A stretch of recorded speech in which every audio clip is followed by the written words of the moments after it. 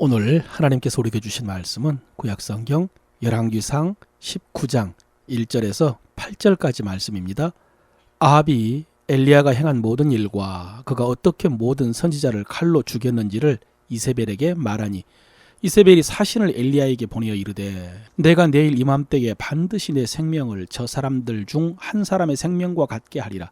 그렇게 하지 아니하면 신들이 내게 벌 위에 벌을 내림이 마땅하니라 한지라. 그가 이 형편을 보고 일어나 자기의 생명을 위해 도망하여 유다에 속한 브엘세바에 이르러 자기의 사환을 그곳에 머물게 하고 자기 자신은 광야로 들어가 하룻길쯤 가서 한 로뎀나무 아래에 앉아서 자기가 죽기를 원하여 이르되 여호와여 넉넉하오니 지금 내 생명을 거두시옵소서.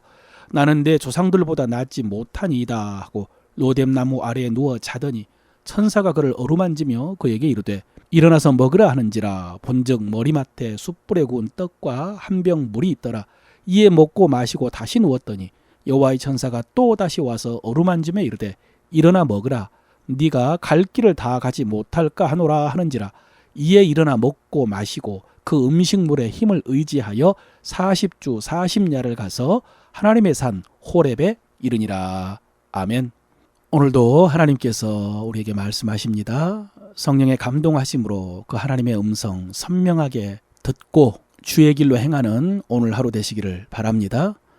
지난 시간에 우리는 엘리야가 바알 선지자 450명, 아세라 선지자 400명과 함께 갈멜산 제단에서 대결을 벌이는 모습을 살펴보았습니다.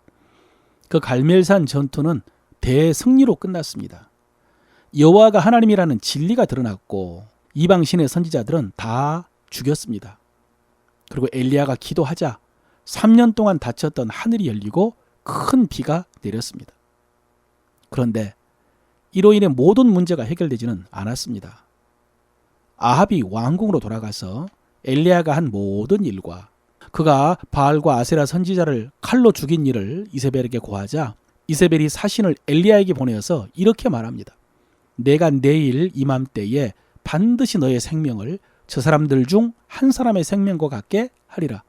그렇게 하지 아니하면 신들이 내게 벌 위에 벌을 내림이 마땅하니라.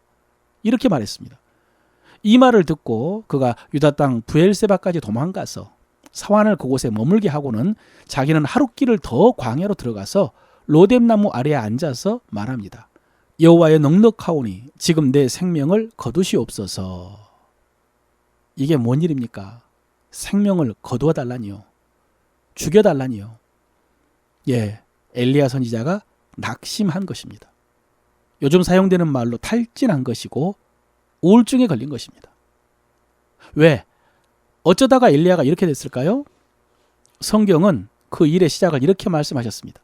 그가 이 형편을 보고 일어나 자기 생명을 위하여 도망하여. 이 형편을 보고. 예, 이 형편은 이세벨이 엘리야를 죽이겠다고 선포한 그 형편입니다. 그 생명의 위협 앞에서 엘리야가 이렇게 된 것입니다. 그러나 여러분, 엘리야가 단지 죽이겠다는 이세벨의 위협 때문에 낙심한 것은 아닙니다. 사실 이 형편은 그 앞에서 이루어진 모든 일과 연결된 이 형편입니다.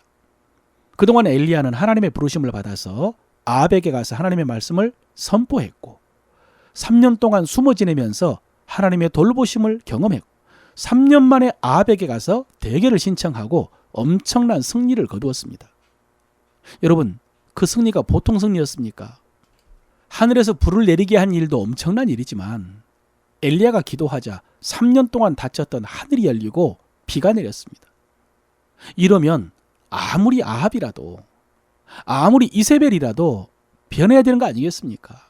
회개하고 하나님께 돌아와야 하는 것 아니겠습니까?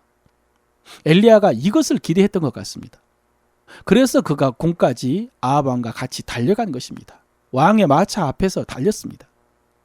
그런데 왕궁에 갔을 때 이세벨이 하는 말이 내일까지 내가 반드시 너를 죽이리라.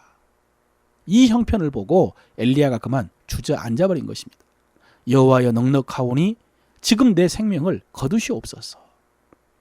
여러분, 지금 엘리야의 심정을 이해하시겠습니까? 그대로 받아들여야 됩니다. 엘리야도 이랬습니다. 엘리야 선지자도 하나님께 더 이상 살고 싶지 않다고 죽기를 구했습니다. 엘리야가 이랬다면 우리도 얼마든지 이럴 수 있습니다. 이것이 오늘 설교의 주제입니다. 하나님의 말씀입니다. 엘리야가 이랬다면 우리도 얼마든지 이럴 수 있습니다. 우리도 이 형편 앞에서 낙심할 수 있습니다. 우리도 이런 형편 앞에서 절망할 수 있습니다. 아무것도 하기 싫고 낙심하고 절망해서 살고 싶지 않을 수 있습니다. 밤에 잠자리에 들면서 내일 아침에 눈을 뜨지 않았으면 좋겠다, 이런 생각. 그러나 아침에 잠이 깨면서는 지옥 같은 하루를 어떻게 사나, 여러분 이럴 수 있습니다. 오늘 엘리야처럼 그렇게 기를 쓰고 일했는데 아무런 결과가 없을 때 이럴 수 있고요. 또 소중한 것을 잃었을 때, 물질을 잃었다든지 건강을 잃었다든지 사랑하는 사람을 잃었을 때 이럴 수 있습니다. 우울증에 걸릴 수 있습니다. 여러분, 예전에는 이런 것을 숨겼습니다. 교회 다니는 사람이 우울증에 걸릴 수 있는가? 항상 기뻐하라고 하셨는데, 마음이 괴로우면 기도하면 되고 찬송하면 되지. 하나님의 은혜와 사랑을 누리면 어떻게 우울할 수 있는가? 이렇게 판단하고 정죄를 했습니다. 그러나 여러분, 지금은 그렇지 않습니다. 요즘에 그렇게 판단하는 사람은 무식한 사람입니다. 왜냐하면 오늘 엘리야뿐만 아니라 성경에 보면 수많은 믿음의 사람들이 우울해했기 때문입니다. 모세도 하나님께요 너무 힘들다고 죽여달라고 기도한 적이 있고요. 다윗도 날개만 있으면 멀리 날아가서 숨어버리고 싶다라고 고백한 적이 있습니다. 동방의 의인이었던 욥도 그렇고요. 예레미야 선지자도 자기 태어난 생일을 저주했습니다. 괜히 태어났다고. 중요한 것은 하나님이 그것을 책망하지 않으셨다는 사실입니다. 생명을 거두어 달라라고 하면서 로뎀나무 아래 누워버린 엘리야를 책망하지 않으셨습니다. 당장 일어서지 못할까? 죽여달라니. 그게 선지자가 할 말이냐? 이러지 않았습니다. 오히려 천사를 보내셔서 만져주시고 숯불에 구운 떡과 물을 먹게 하셨습니다. 엘리야는 그것을 먹고 또 다시 누워 잤습니다. 그러자 또 여호와의 천사가 다시 와서 어루만지며 이르되 일어나 먹으라, 네가 갈 길을 다 가지 못할까 하노라 했습니다. 여러분 보십시오. 책망하지 않으셨습니다. 대신 하나님께서는 또 천사를 보내가지고 누워있는 엘리야를 어루만져 주셨습니다. 먹을 것을 주시고 잠을 자게 해주셨습니다.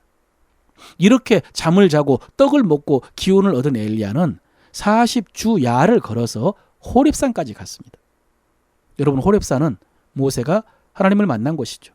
그리고 이스라엘 백성이 하나님과 언약을 맺은 곳입니다. 그곳에서 하나님께서 엘리야에게 말씀하십니다. 엘리야야, 네가 어찌하여 여기 있느냐? 엘리야가 대답합니다. 내가 만군의 하나님 여호와께 열심히 유별하오니 이는 이스라엘 자손이 주의 언약을 버리고 주의 제단을 헐며 칼로 주의 선자들을 죽였으며 오며 오직 나만 남았거늘 그들이 내 생명을 찾아 빼앗으려 하나이다. 그러자 뒤에 다시 하나님께서 세미한 목소리로 물으십니다. 내가 어찌하여 여기 있느냐? 엘리야도 똑같이 대답합니다. 내가 주를 위하여 열심을 내었으나 이제 나만 남았나이다. 여러분, 이것이 엘리야가 낙심한 가장 중요한 이유입니다. 하나님을 위해서 열심히 일했는데 이제 나만 남았다는 것입니다. 여러분, 이것이요 우울증에 걸린 사람, 낙심한 사람 속에 있는 공통적인 생각입니다. 나 혼자다. 아무도 없다. 아무도 나를 이해해 주는 사람이 없다. 이런 생각입니다. 그런데 하나님께서 이렇게 대답하십니다.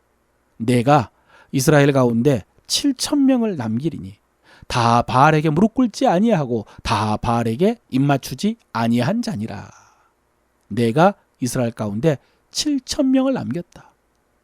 혼자인 것 같지만 혼자가 아니라는 것입니다. 같은 형편 속에서 같이 믿음을 지키고 있는 동역자들이 있다는 말씀입니다. 같은 마음으로 응원하고 있는 지체들이 있다는 말씀입니다. 또 그동안 엘리야가 한 일이 헛되지 않았다라고 말씀해 주셨습니다. 그렇게 엘리야와 성도들을 핍박했던 아합과 이세벨이 결국 심판을 받을 것이라고 하셨습니다. 예후를 세워서 아합의 집안을 심판할 것이라고 하나님이 말씀하셨습니다. 그리고 엘리야에게 할 일을 일러주십니다. 새로운 사명을 주신 것입니다. 다메섹에 가서 하사엘에게 기름을 부어서 아람 왕으로 세우고 엘리사에게 기름을 부어서 엘리야 너의 사역을 계속하게 하라. 여러분, 이 말씀은 하나님께서 이스라엘뿐만 아니라 아람, 이방 나라도 다스리고 계신다는 말씀이고요. 또 하나님의 사역이 계속해서 이어질 거라는 것입니다. 엘리야에서 엘리사에게로. 그렇습니다. 사랑하는 성도 여러분. 하나님의 말씀을 들으십시오. 우리도 혼자가 아닙니다. 하나님께서 예비하신 동역자들이 있습니다. 그리고 지금 내 눈앞의 형편이 전부가 아닙니다. 그것이 끝이 아닙니다. 하나님께서 알고 계십니다. 하나님께서 다스리고 계십니다. 그러니 죽기를 구했던 엘리야가 이 하나님의 음성을 듣고 회복되어 일어나서 다시 사명을 감당하러 나아간 것처럼 여러분도 하나님의 말씀을 붙들고 일어서시기를 바랍니다. 마지막으로 하나님께서 오늘 엘리야를 어디서 회복시켜 주셨습니까? 하나님의 산 호렙에서요. 40주야를 걸어서 호렙까지 가게 하셔서 거기서 엘리야 마음속에 있는 아픔을 들어주시고 또 세미한 말씀 가운데 하나님의 계획과 사명을 일러주셔서 그를 완전히 회복시켜 주셨습니다. 사랑하는 성도 여러분, 저는 이 하나님의 산 호렙이 우리 교회라고 믿습니다. 그러므로 우리는 세상에 살면서 아무리 어렵고 힘들고 낙심하고 슬퍼도 교회에 와야 됩니다. 왜냐하면 이곳에 우리 마음을 토할 수 있는 은혜의 보좌가 있기 때문입니다. 그리고 이곳에 우리를 진정으로 회복시키시는 하나님의 말씀이 있기 때문입니다. 이곳에서 하나님의 말씀을 들어야 우리가 살 수 있고 다시 일어설 수 있기 때문입니다. 시편 73편에도 보면요. 시편 73편에 보면은 시인도 세상에서 되어지는 일들을 보면서 낙심했다고 했거든요. 악인들의 형통함 때문에 그리고 내 의의 헛됨 때문에 내가 내 마음을 깨끗하게 하며 내 손을 씻어 무죄하다 한 것이 실로 헛되도다. 그래서 시험에 들어서 넘어질 뻔했는데 그 믿음이 어디서 회복되었느냐. 16, 17절이에요. 내가 어쩌면 이를 알까 생각한즉 그것이 내게 심히 고통이 되었더니 하나님의 성소에 들어갈 때야 그들의 종말을 내가 깨달았나이다. 예, 하나님의 집 성전에 가서 주의 말씀을 들으면서 악인의 종말과 의인의 영광을 알게 되었습니다. 그래서 마지막에 이렇게 고백합니다. 하나님을 가까이 함이 내게 복이라. 설교를 마칩니다. 사랑하는 성도 여러분, 힘드십니까? 힘드셨죠? 그러나 힘을 내어 하나님께 가까이 나아오시기를 바랍니다. 하나님을 만나기 위해 성전에 나오십시오. 하나님께서 품어주시고 어루만져 주시고 하나님의 음성 들려주셔서 우리의 영혼이 독수리 날개치며 올라감 같은 새 힘을 주실 줄로 믿습니다.